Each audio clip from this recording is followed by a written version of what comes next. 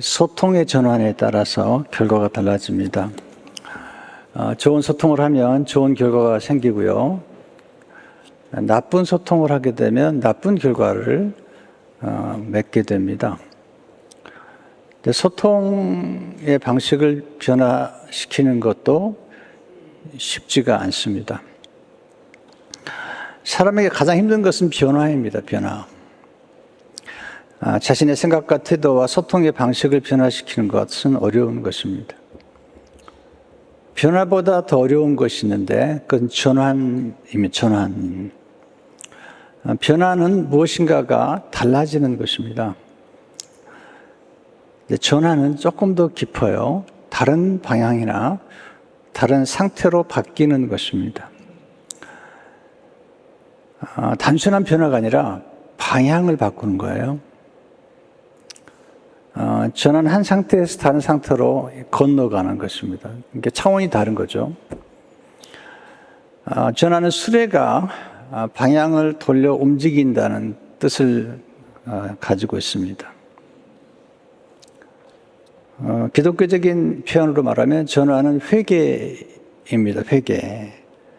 그리고 보통 회개 그러면 죄를 깨닫고 고백하는 것으로 생각하는데 조금 더 깊은 의미가 있습니다. 헬라어로 메타노이아라는 말은 방향을 바꾼다라는 뜻입니다. 방향을 바꾸는 회개의 말씀을 가장 잘 보여준 말씀이 데살로니가 전서 1장 9절의 말씀이죠. 내가 어떻게 우상을 버리고 하나님께로 돌아와서 살아계시고 참되신 하나님을 섬기는지와, 그러니까 우상을 버리는 것은 방향을 바꾼 거죠. 하나님께로 방향을 바꾸어서 살아계신 하나님을 섬기는 것. 예수님께서 처음 공생애 때 하신 말씀이 놀라운 말씀이죠. 마태복음 4장 10절에 오면 이때부터 예수께서 비로소 전파하여 이르실 때 회개하라 천국이 가까이 왔느니라 하시더라. 우리는 이렇게 강단에서 회개하세요 그러면 좀 부담스럽지만 회개라는 단어는 굉장히 복된 단어죠. 왜냐하면 우상이 아니라 하나님께로 우리의 삶의 방향을 돌리고 내가 인생의 주인이 아니라 하나님이 나의 주인이 되셔서 나의 삶을 움직이시기 때문에 그때 경험하는 게 천국입니다. 천국은 하나님이 다스리는 나라인데 우리가 다스리지 않고 하나님께 우리 생애를 다스리도록 맡기면 천국을 경험하게 되죠. 그런 면에서 회개가 참 축복이 되는 것입니다. 변화가 어려운데 변화보다 더 중요한 전환을 어떻게 맞이할 수 있을까요? 인간은 보통 모든 사물들은 관성의 법칙에 따라 움직여요. 그래서 늘 같은 방향으로, 같은 생각으로 움직일 때 우리는 안전하다고 생각이 되죠. 그래서 익숙한 걸 좋아하고 또 편안한 걸 좋아하고 안정된 걸 좋아합니다. 근데 문제는 좋지 않은 것에도 익숙해지면 거기에 머무르게 된다는 거죠. 집이 더러운데도 그냥 더러운 채로 살면 익숙해져요. 그럼 깨끗한 게 좀 불편해요. 이게 이제 관성의 법칙이라는 건데요. 우리가 말하는 것도 그렇고 삶도 마찬가지죠. 삶에 분명한 전환이 필요해요.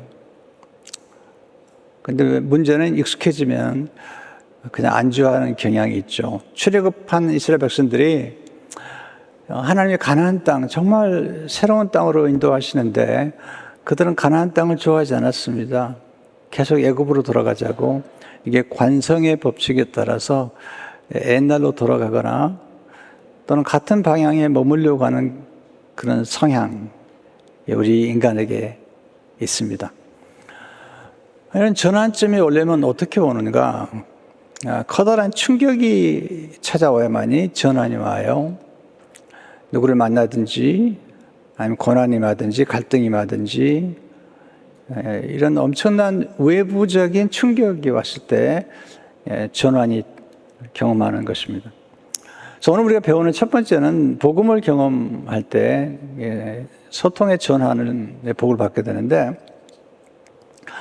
오네시모가 그런 사람이죠. 오네시모는 빌레몬을 배신하고 빌레몬의 돈을 훔쳐서 도망갔던 사람이죠. 근데 바울을 통해서 예수님을 만났습니다. 복음을 듣고 예수님을 만난 다음에 그의 생애가 완전히 전환되었습니다. 전환되는 것을 어떻게 아십니까? 바울의 편지에서 알 수 있죠. 11절을 보시면 그가 전에는 내게 무익하였으나 이제는 나와 내게 유익함으로 이제 놀라운 변화를 가져왔잖아요. 복음의 능력은 회개의 능력입니다. 용서의 능력이고 용서받는 능력이죠. 또 특별히 가치를 부여하는 능력이에요. 복음의 능력은 무한한 가치를 부여하고 가치 있는 존재로 우리를 변화시키는 능력입니다. 겉모습만 변화된 게 아니고 새 창조의 능력이 바로 복음의 능력입니다. 엄청난 거죠. 고린도서 5장 17절을 보게 되면 그런즉 누구든지 그리스도 안에 있으면 새로운 피조물이라 이전 것은 지나갔으니 보라 새 것이 되었도다. 바울이 그런 경험을 했죠. 예수 그리스도를 만나기 전에는 폭행자였고 박해자였고 살인자였는데 예수를 만나면서 완전히 바뀌어버려요. 그래서 예수님을 믿는 사람을 핍박했던 바울이 변화돼서 예수님을 증거하는 전환점을 맞이하게 되죠. 사도행전 9장 20절에서 22절을 보면 즉시로 놀라운 변화죠. 각 회당에서 예수가 하나님의 아들이심을 전파하니 듣는 사람이 다 놀라 말하되 이 사람이 예루살렘에서 이 이름을 부르는 사람을 멸하려던 자가 아니냐. 여기 온 것도 그들을 결박하여 대제사장들에게 끌어가고자 함이 아니냐 하더라. 사울은 힘을 더 얻어 예수를 그리스도라 증거하여 다메섹에 사는 유대인들을 당혹하게 하니라. 이게 놀라운 변화죠. 네, 온전한 전환점을 경험하게 된 거죠. 복음을 거부하던 사람이 복음을 받아들이고 예수님을 부인하던 자가 예수님을 증거하는 이런 인생의 전환점. 이건 복음만이 가능한 것입니다. 우리 예수님을 정말 영접하고 예수 그리스도의 복음을 받으면 인생은 이렇게 놀라운 변화를 경험하게 되는 것입니다. 두 번째, 복음을 경험할 때 소통하는 방식이 전환됩니다. 그러니까 그 사도 바울이 예수님을 만나고 그리고 이제 성숙해 가면서 그가 말하는 방식이 바뀌어요. 소통하는 방식이 굉장히 중요하잖아요. 또 복음 속에는 우리가 소통하는 변화를 가져올 수밖에 없는 그런 인격적인 변화, 또 예수님을 닮아가는 성품의 변화도 따라오기 때문에 정말 예수님을 경험하게 되면 소통하는 방식도 바뀌고 또 인격과 품격, 또 언어의 품격, 또 대화의 품격, 소통의 품격도 바뀌는 것입니다. 오늘 바울에게서 배울 수 있는 그 변화, 전환은 뭐냐면 굉장한 전환인데요. 첫째는 논박에서 경청으로 전환하는 것입니다. 우리는 보통 대화하면 꼭 이기려고 그러잖아요. 그래서 이 논박이라는 것은 무슨 말이냐면 어떤 주장이나 의견에 대해서 잘못된 점을 조리 있게 공격하는 것을 의미해요. 그러니까 조리 있게 공격하는 거죠. 그게 논박하는 건데요. 논박 잘하는 사람들 있죠. 또 논쟁을 잘해서 이기려고 하는 사람들 있잖아요. 근데 사람이 뭐든지 지면 기분이 나쁘거든요. 그러니까 대화의 목적은 이기고 지는 게 아니고 세우고 연결하는 데 있는 거거든요. 자꾸 자기 주장만 주장하고 상대방의 잘못된 점들을 아주 조리 있게 따박따박 논리적으로 그렇게 지적하면 참 어렵죠. 그렇게 대화하는 사람을 누가 좋아하겠습니까? 우리는 이제 예수 믿고 나서 회개한 다음에도 지속적인 변화가 필요해요. 왜냐하면 우리 안에 예수님을 영접했지만 옛사람, 옛 본성이 아직 남아있어요. 언제까지? 죽을 때까지 남아있는 거죠. 그래서 그 끝없는 그런 영적인 내면의 싸움이 지속되는데, 그래서 성령의 도우심과 하나님의 은혜가 필요하고 또 훈련이 필요한 것입니다. 훈련하지 않으면 인간의 죄성의 본성 또는 동물적인 본성만 남아있게 되기 때문에 아름답지 않습니다. 제일 좋은 방법은 자꾸 이기려고 하지 않고 먼저 잘 경청하는 거죠. 이해하려고 노력하는 것입니다. 빌립보서 1장 5절을 보게 되면 바울이 주 예수와 모든 성도에 대한 내 사랑과 믿음이 있음을 들음이니 들었다. 지혜는 들음에 있습니다. 사람들은 말 잘하는 사람을 좋아할 수도 있겠지만 제가 경험한 것으로는 말 잘하는 사람보다 잘 들어주는 사람, 네, 웃는 사람, 밝게 웃어주는 사람, 잘 들으면서 이렇게 밝게 웃어주고 고개를 끄덕이는 사람, 이런 분들을 좋아하는 것 같습니다. 경청할 때 상대방을 잘 이해하게 됩니다. 또 사람을 얻게 되죠. 사람을 얻는 것보다 더 중요하겠을까요? 또 하나님 앞에 경청하면 하나님의 마음을 얻게 되잖아요. 그래서 신약의 자문이라고 말하는 야고보서 1장 19절에 보면 내 사랑하는 형제들아 너희가 알지 사람마다 듣기는 속히 하고 잘 들으라는 말이고요. 말하기는 더디하며 성내기도 더디하라.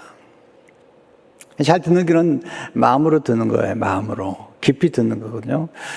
사람의 대화 속에는 말로 표현하는 것은 극히 작은 거예요. 7% 정도라고요. 나머지 93%는 얼굴의 표정이나 눈빛, 손의 자세, 또 자세의 모습들 이런 걸 통해서 non-verbal communication이라고 그러는데요. 이게 굉장히 중요한 것이죠. 바울이 이제 사실은 편지로 쓰면서 이렇게 깊이 있는 언어를 구사한다는 것은 굉장한 예술에 속하는 것입니다. 사실 깊이 듣기가 어렵습니다. 또 사람과 만났을 때 그분의 언어의 속에 감추인 언어, 그 언어를 듣는 것은 굉장한 노력이 필요하고 굉장한 훈련이 필요한 것입니다. 둘째는 사실 전달에서 의미 전달로 전환하는 것입니다. 사실은 지금 오네시모가 빌레몬을 배신하고 도망간 것입니다. 그런데 바울은 의미를 전달하는 것입니다. 사실은 그가 도망가긴 했는데 그건 맞다. 그렇지만 이 사건을 통해서 예수님을 만나게 되었고 이 사건을 통해서 오네시모가 유익한 사람이 되었다. 그리고 이 사건을 통해서 이제 내 곁에 영원히 머무를 수도 있게 되었다. 15절을 보니까 아마 그가 잠시 떠나게 된 것은 너로 하여금 그를 영원히 두게 함이리니. 그러니까 사건만 얘기한 것이 아니라 사실만 얘기한 것이 아니라 진실을 얘기하고 그러니까 사실보다 중요한 건 진실이잖아요. 사건보다 중요한 것은 해석입니다. 이건 제가 수없이 얘기했지만 이건 맞는 것 같아요. 사건보다 중요한 것은 반응입니다. 반응. 어떻게 반응하느냐가 중요한 것입니다. 사건은 중립이에요. 대단히 어려운 고난의 사건 같아도 그 사건 자체는 중립이고 그다음에 그걸 어떻게 해석하느냐 또 시간이 지나면서 그걸 어떻게 분별하느냐에 따라서 인생의 모든 것은 달라지는 것입니다. 세월이 지나보면 우리 삶 속에서 생각했던 어떤 사실이 그때는 굉장히 불행하게 느꼈던 사실이 나중에는 놀라운 전환을 가져오게 되죠. 어제도 한번 간증을 들었는데 좀 놀랍더라고요. 애 중에서 애고로 올라가는 시험을 보는데 시험 보기 하루 전날 대상포진이 생겨가지고 시험을 못 본 거죠. 피아노 연주를 잘하기 때문에 얼마든지 그 예고에 들어갈 수 있고 또 그 중학교에서 올라가는 건 당연한 건데 이제 시험을 못 치니까 떨어지게 된 거죠. 대상포진 때문에 떨어지게 됐으니까 이제 그 학교 말고 다른 학교 가는 게 너무 어려운 거죠. 근데 마침 스승께서 한번 연주를 해보라고 자꾸 권면해서 연주를 했는데 그 선생님이 몰래 무대 뒤에서 녹음을 한 거죠. 녹음해서 미국에 있는 예술 학교에 보냈습니다. 학교에서 허락을 통지가 왔는데 선생님이 그런 거죠. 결정은 내가 해라. 그렇게 결정하고 미국에 와서 나중에 이제 피바디에서 피아노를 공부하고 지금은 이제 결혼해서 애 셋 낳고 잘 살고 있습니다. 그러니까 대상포진 때문에 시험에 떨어졌다는 건 하나의 사실과 사건이지만 시간이 지나면서 그 놀라운 변화가 왔고 그리고 이제 그분의 그 후배들이 임윤찬 씨나 뭐 이런 여러 분들이 많더라고요. 굉장히 탁월한 연주자 중에 한 사람인데 이제 그런 과정에서 이제 하나님 역사를 보거든요. 그러니까 제가 그런 간증을 들을 때마다 깜짝 놀라는 게 뭐냐면 우리 삶 가운데 사실인데 그 당시에는 굉장히 불행하다고 생각했던 사건인데 지나고 보니까 하나님 섭리 안에서 놀라운 변화가 있는 것입니다. 그래서 이제 바울은 오네시모를 보내면서 이제 의미를 전달하는 거죠. 내게 유익하다. 11절 다시 보시면 그 전에는 내게 무익하였으나 이제는 나와 내게 유익하다.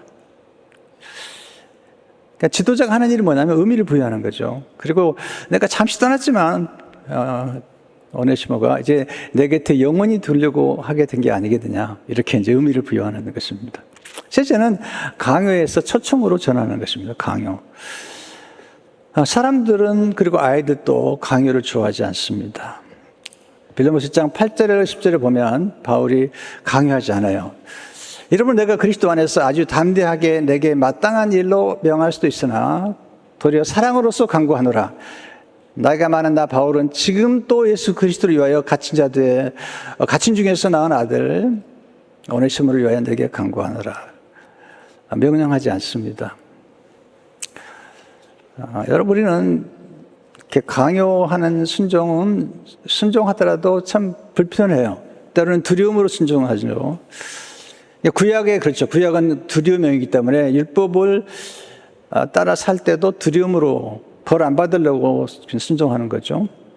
그러나 신약은 다르죠. 신약은 초청이에요. 초청. 억지가 아니고 자원하는 것입니다. 사랑으로 하는 것이죠. 바울 분명히 얘기하죠. 내가 지금 억지로 내게 명령하는 것이 아니다. 내가 사랑으로 강구하는 것이고 그 다음에 13절 14절을 보면 정확하게 표현하고 있죠. 그를 내게 머물러 있게 하여 내 복음을 위하여 갇힌 중에서 내 대신 나를 섬기고자 하나 다만 내 승낙이 없이는 내가 아무것도 하기를 원하지 아니하노니 이는 너의 선한 일이 억지같이 되지 아니하고 자의로 되게 하려 합니다. 이게 초청하는 거죠. 뭐 억지로 하는 것 그런 건 이제 좋은 게 아니죠. 저도 목회하면서 막 실패를 많이 했습니다. 소통에 실패를 많이 했는데 이제 좀 내가 들어가면서 이제 많이 바뀌고 있으면 지금도 부족합니다. 늘 조심하는데요. 일부도 설교를 했는데 하고 나서 안 할 말을 했다. 뭐 그런 생각을 좀 했어요. 늘 조심스럽습니다. 근데 예수님을 보면 늘 초청해요. 마태복음 4장 19절에 보면 나를 말씀하실 때 나를 따라오너라. 내가 늘 사람을 낚는 어부가 되게 하리라. 또 마태복음 11장 18절 19절에 보면 수고하고 무거운 짐이 다 내게로 오라. 내가 너희를 쉬게 하리라. 나의 마음이 온유하고 겸손하니 나의 멍에를 메고 내게 배우라. 그러면 너희 마음이 쉼을 얻으리니 초청하시잖아요. 또 요한복음 7장 33절에 보면 명절 끝나고 큰 날에 예수께서 서서 외치시되 누구든지 목마르거든 내게로 와서 마시라. 나를 믿는 자는 성경 이름과 같이 그 배에서 생수의 강이 흘러나리라 하시니. 네. 똑같은 말도 영어도 보면 이제 뭐 you니까 동등한 것 같지만 그렇지 않습니다. 똑같은 말도 would you, could you, please 이렇게 표현하는 거하고 그냥 just do it 뭐 이렇게 얘기하는 거하고 영어로 했습니다. 근데 못 알아듣실지 모르겠는데요. 그러니까 억지로 얘기하는 것은, 강요하는 것은 별로 효과가 없다는 거죠. 네 번째, 권위에서 섬김으로 전환하십시오. 권위는 중요해요. 왜냐하면 질서가 필요하기 때문에. 그러나 무질서는 좋지 않아요. 그러나 권위주의는 좋지 않습니다. 자, 성경적인 권위는 뭘까요? 섬김이죠, 섬김. 오늘 우리가 같이 남수가 마감 10장 45절, 인자가 온 것은 섬김을 받으려 함이 아니라 도리어 섬기려 하고 자기 목숨을 많은 사람의 대속물로 주려 함이니라. 바울은 권세를 이렇게 해석하고 있죠. 고린도 10장 8절 보니까 주께서 주신 권세는 너희를 무너뜨리려고 하신 것이 아니요 세우려고 하신 것이니 내가 이 일에 대하여 지나치게 자랑하여도 부끄럽지 아니하리라. 굉장히 중요한 것이죠. 권위가 아니라 섬김. 그래서 이제 그리스도 예수 안에서 오네시모나 빌레몬이나 사실 이제 동등한 형제가 되었다. 그리스도 안에서 그런 얘기 하는 거죠. 어제도 결혼식에 참여했는데요. 주례하는 목사님이 설교를 듣고 좀 감동을 받았어요. 하나님의 형상을 따라 지음받은 남자나 여자나 동등하다는 거다. 누가 더 우세하지 않다는. 하나님의 형상을 따라 지음받은 남자도 훌륭하고 또 여자도 하나님의 형상을 따라 지음받았다. 너무너무 맞는 얘기죠. 근데 성경은 남자는 여자의 머리라 라고 얘기하는데 머리는 무엇이냐? 섬기는 거라는 거죠. 예수님이 교회 머리가 되시는데 머리 대신 예수님이 하시기 뭔가? 희생이라는 거죠. 자기 목숨을 내어주고 온전히 목숨을 내어준 희생 그리고 섬김. 그러니까 질서상으로 머리가 된다는 것은 철저하게 섬기는 것이고 자기를 내어주는 거라는 거죠. 결코 쉬운 게 아닙니다. 세도를 부리는 게 아닙니다. 그럼 아내는 뭐냐? 아내도 동등하다는 거죠. 남편과. 그럼 아내가 하는 역할은 뭐냐? 돕는 배필이라는 거. 그러니까 돕는다는 게 내가 도울 수밖에 없는 더 질이 낮거나 아니면 계급이 낮은 게 아니라는 거죠. 거기서 말은 돕는이란 말은 아젤인데 히브리어로 아젤인데 그것은 하나님이 우리를 도우신다라고 말할 때 쓰는 단어예요. 그러니까 아내가 남편을 돕는 것도 하나님이 돕는 것 같은 거예요. 그렇기 때문에 동등인 거죠, 동등. 그래서 세도를 부리지 않아요. 그래서 권세라는 것은 세우는 거고, 그리고 예수님께서 좀 놀라워요. 제자들에게 마지막에 내가 널 친구라고 부른다. 요한복음 15장 15절에 보면 이제부터는 너희를 종이라 하지 아니하리니 종은 주인이 하는 것을 알지 못함이라. 너희를 친구라 하였느니 내가 내 아버지께 들은 것을 다 너에게 알게 하였습니다. 하나님이신데 친구하자고 그러잖아요. 스승이신데 친구하자고 그러잖아요. 신랑 되신 예수님께서 우리에게 신부를 삼으신 거죠. 신랑과 신부는 동급이에요, 동급. 서로 공유한 상태죠. 그런 위치까지 우리를 세워주신 거잖아요. 우리는 함부로 권위를 부려서는 안 되죠. 또 자녀를 키우는 것도 권위주의적에서는 안 되죠. 일정한 권위와 질서는 필요하지만 그러나 자녀를 잘 배려하는 게 필요하잖아요. 쇼트에 그런 게 나오더라고요. 이게 이해하고 들으십시오. 너무 재밌어서 좀 봤는데요. 어떤 아이가 일어나가지고, 그러는 거예요. 엄마, 아빠한테 그러는 거죠. 왜 나보고 지금 일찍 일어났냐고 얘기하는 거예요. 제가 지금 12시간 잤다는 거예요. 근데 엄마, 아빠는 밤에 그냥 야식 먹고, 그리고 쇼트 보다가 자다가 일어났는데 나는 지금 12시간이나 잤다는 거예요. 그래서 지금 기지도에 적고 그러는데 엄마 아빠는 왜 나보고 일찍 일어났냐고 그러는 거예요. 제가 12시간이나 잤다는 거예요. 별로 감동이 안 되는데 괜히 했나 보다. 이거 진짜 한번 노력한 건데 안 되네 잘. 네네. 사실 아이들도 얘기를 안 하지만 속으로 생각을 하는 거죠. 네. 그게 보면서 참, 그럴 수 있겠다. 네. 자기 12시간 잤는데 엄마 아빠는 그냥 밤에 야식 먹고 쇼트 보다가 늦게 일어나가지고 자기 일찍 일어났다고 막 야단치니까. 사실 진정한 성경에서 말하는 권위, 이건 이제 완전한 놀라운 거예요. 사실요, 기독교적인 복음 안에서 이걸 이해하게 되면요, 정말 아름다운 가족 관계, 네, 그리스도 안에서 완전히 평등한, 그러면서 질서가 있는, 그리고 남자는 더 희생해야 되고 애인의 남편을 존중하면서도 하나님 같은 마음으로 돕는 그런 자리에 가는 것입니다. 세 번째, 정기적인 자아성찰을 통해서 소통의 전환을 훈련하십시오. 누구에게 소통의 전환이 필요할까? 언제 필요할까? 어떻게 전환하면 좋을까? 이게 참 숙제죠. 네. 첫째로, 감정에 쉽게 반응한다면 소통의 전환이 필요해요. 욱한다면. 이건 노력해야 돼. 변화돼야 돼요. 예. 두려움이나 분노나 수치심이나 또는 자존심. 네. 이런 것 때문에 뭐 감정 조절이 안 된다. 그러면은 기도하면서 하나님 저 좀 변화시켜 주십시오. 그리고 훈련을 해야 돼, 훈련. 성경은 거듭 감정을 다스리라는 거죠.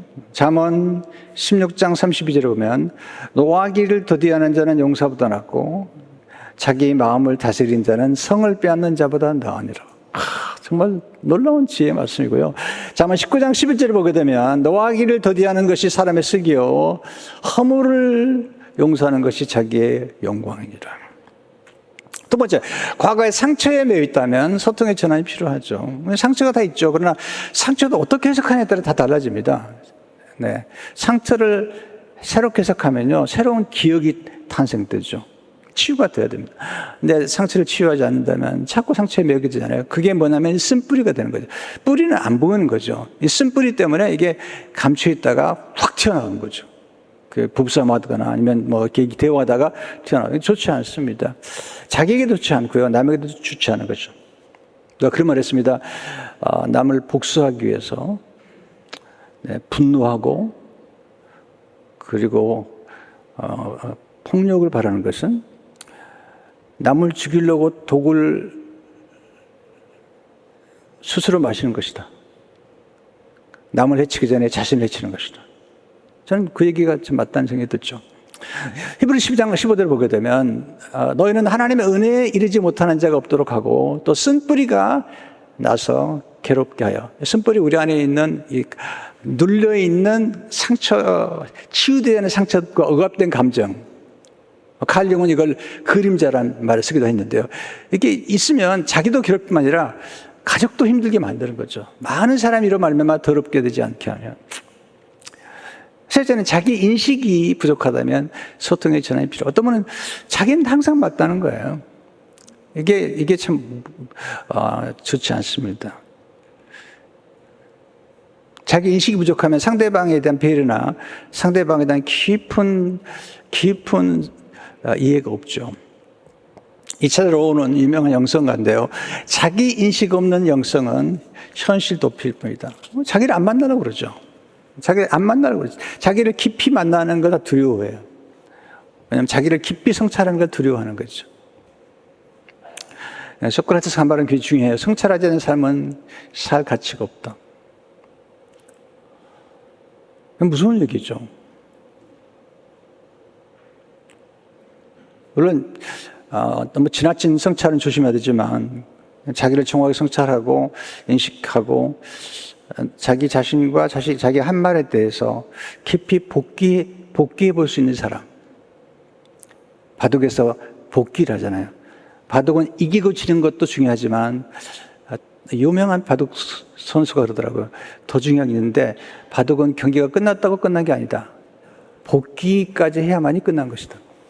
그렇죠, 말이죠. 우리가 어떤 일에 대화했을 때 대화가 결과가 안 좋았다 하면 한번 돌아봐야죠. 그리고 한번 복귀를 해봐야죠. 중요한 게 뭐냐면 복귀를 하는 게 중요한 게 아닙니다. 실패를 인식하는 게 중요한 게 아닙니다. 실패로부터 무엇을 배우느냐.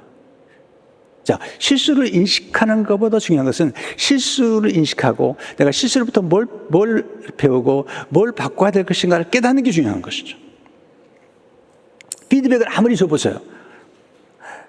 변화되지 않으면요. 그걸 받아들이지 않으면 변화가 안 나타나죠. 네 번째, 내면. 불안하다면 소통의 전환이 필요하죠. 늘 걱정한 사람, 또 마음이 조급하면 자꾸 거칠어지잖아요. 네. 그리고 불안하고 늘 두려워하고 그러면 대화가 잘 안 되죠. 내 문제가 너무 커버리는 거죠. 그러니까 대화하려면 이런 불안이나 염려나 이런 것들 좀 내려놓을 줄 알아야 되는데, 그래서 잠언 4장 23절을 보면 뭐든 지킬 만한 것 중에 더욱 내 마음을 지키라. 생명의 근원이 위에서 나오니라. 참 마음을 좀 지켜야죠. 성찰을 하려면 침묵할 줄 알아야죠. 파스칼은 침묵은 성찰의 어머니다 그랬거든요. 염려도 내려놓으셔야 돼요. 염려한다고 문제가 해결 하나도 되지 않아요. 예수님께서 말씀하셨어요. 내가 염려함으로 키를 한 잔은 다 죽겠냐. 절대로 염려는 해결이 안 됩니다. 그러나 기도하고 하나님께 맡기면 놀라운 일이 이루어지죠. 당장 안 이루어진 것 같지만 하나님 일을 하고 계시는 거죠. 여러분, 집착하면 불안합니다. 집착을 내려놓을 때 평강이 임합니다. 날마다 내려놓음, 내어 맡김, 놓아짐을 훈련하셔야 됩니다. 내려놓는 것은 포기하는 게 아니라 하나님께 신뢰하는 거고요. 내려놨는데 당장 뭐가 안 일어난다고 걱정하지 마세요. 하나님이 일하고 계시는 거예요. 내려놓음을 통해서 더 좋은 것을 주시는 하나님을 신뢰하는 것입니다. 그래서 지금 사도 바울이 빌레몬에게 오네시모를 지금 돌려보내면서 이건 내려놓는 거죠. 12절을 보시면 내게 너 그를 돌려보내노니. 여러분, 자녀도 내려놓으셔야 돼요. 어느 순간에 내려놓으면 벌써 대학 가보시면요, 뭐 여러분 다 아시겠지만 다 떠나는 거죠. 고등학교 때까지는 그래도 부모 밑에 있죠. 그러나 대학 들어가면 그때부터는 뭐 또 운전하기 시작하면 뭐 이제 그때는 그렇잖아요. 근데 이제 자녀가 우상이 되면 안 되죠.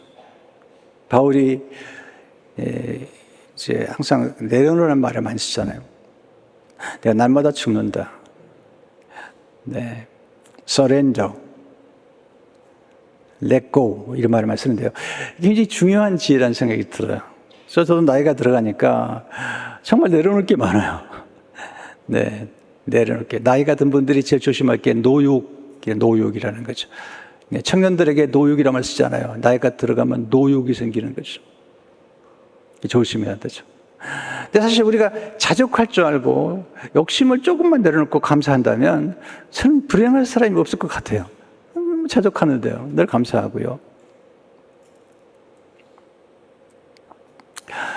그래서 아브라함이 이삭을 내려놓잖아요. 하나님 앞에. 그랬더니 하나님께서 이삭을 받아 책임지시면서 놀라운 축복을 주세요. 잠언 22장, 창세기 22장 18절 보면 미안합니다. 또 내 씨로 말미암아 천하 만민이 복을 받으리니 이는 내가 나의 말을 준행하심이라 하셨다 하니라. 여러분, 진정한 힘은 내적인 힘이에요. 내적인 힘.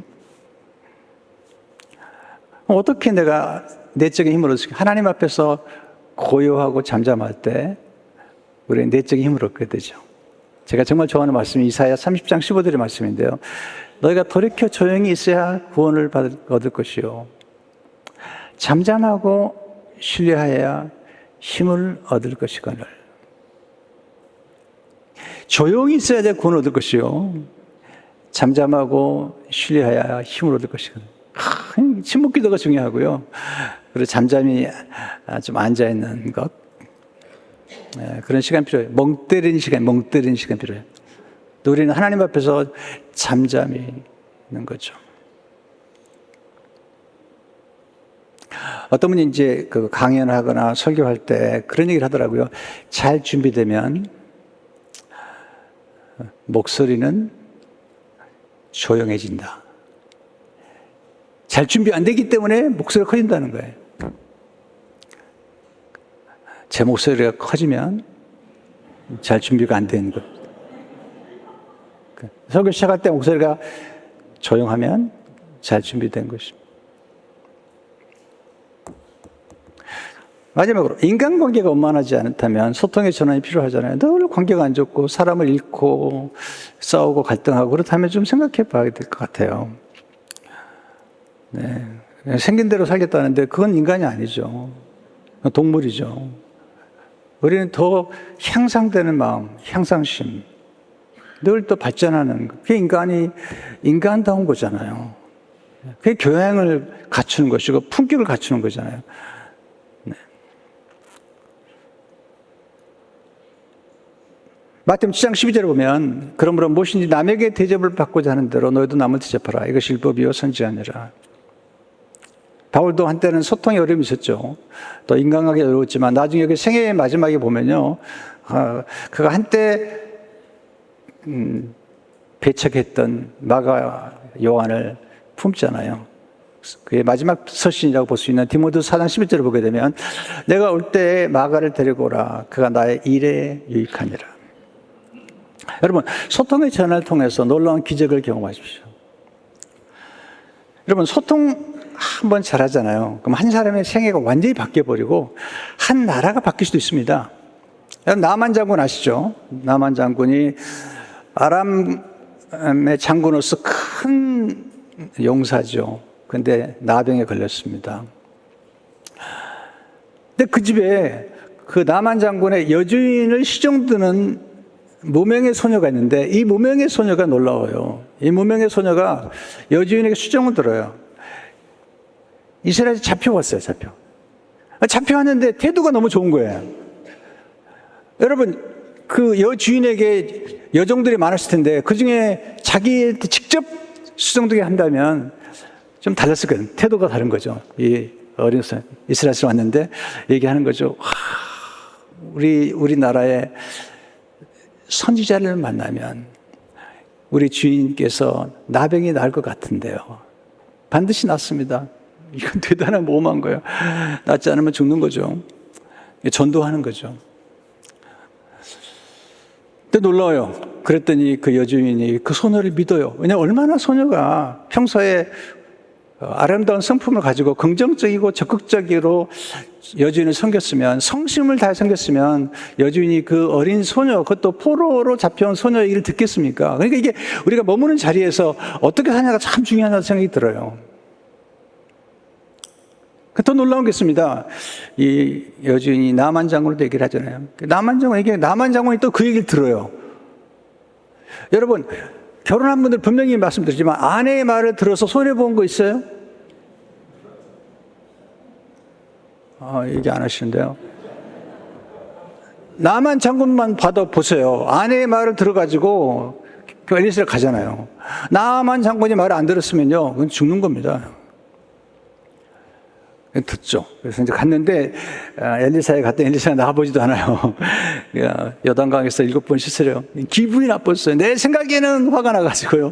내 생각에는 직접 나와가지고 내 환부의 손을 흔들어 가면서 기도할 줄 알았는데 이 요단강에서 씻으란 말이 되냐. 화가 나가지고 돌아가려고 하는데 진짜 돌아가려고 하는 거죠. 그때 종들이 아마 그 어린 소녀도 있을 것 같아요. 아주 말을 잘해요. 그 소통을 잘합니다. 이 소통 한마디에 나만이 떠나려고 했던 그의 방향을 다시 멈추고 요단강으로 들어갔는데 소통을 얼마나 잘하냐. 5장 13절, 열왕기하 5장 13절에 보면 나만이 그 전에 13절, 네, 그의 종들이 나와서 말해 이르되, 이게 너무 저는 감동적이에요. 내 아버지요. 표현을 아버지라고 해요. My father. 아버지요. 선지자가. 그러니까 저는 이 어린 소녀가 따라왔을 것 같아요. 아버지요. 선지자가 당신에게 큰일 행하라 말하였다면 행하니 아니하시리까? 하물며 당신에게 이르기를 씻어 깨끗하라 하면 이리이까? 뭐가 어렵습니까? 그냥 들어갔다 나오십시오. 그랬더니 14절을 보니까 나만이 내려가서 하나님의 사람의 말대로 요단강에 7번 몸을 잠그니 그의 살이 어린애 살같이 회복되어 깨끗하게 되었더라. 이게 소통 한마디가 나만 장군을 고쳤고, 그리고 나만 장군이 하나님을 믿었고, 예수님께서도 나만 장군 얘기를 해요. 나만 장군이 믿음이 있다는 사실을 누가복음 4장에서 말씀하시거든요. 그러니까 놀라운 사건이 벌어진 거죠. 누구 통해서? 어린 소녀를 통해서. 그 어린 소녀의 소통을 통해서 이렇게 한 사람의 인생이, 그리고 남한장을 온 집안 식구가 하나님을 안 믿었을 것 같아요.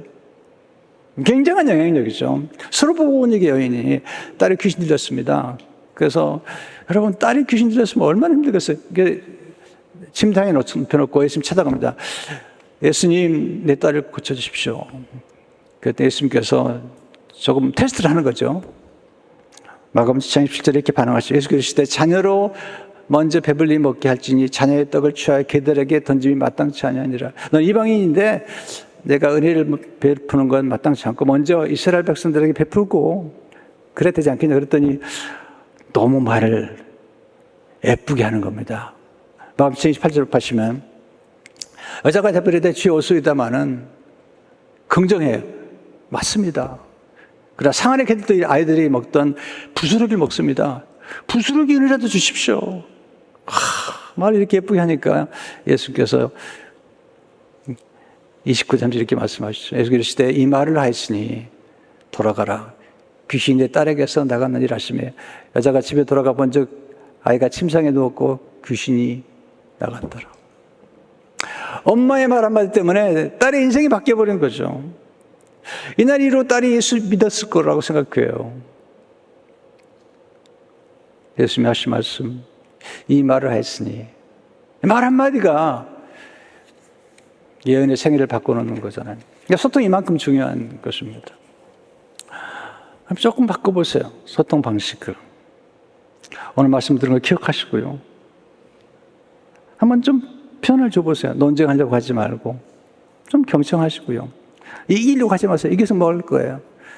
사실 넘어서 좀 진실을 보고 의미를 부여하고, 그리고 강요하지 말고 좀 초청하고 권위를 부리지 말고 섬기면 이게 가정도 살고 교회도 살고 우리가 살아있는 공동체가 복된 공동체도 될 줄로 믿습니다.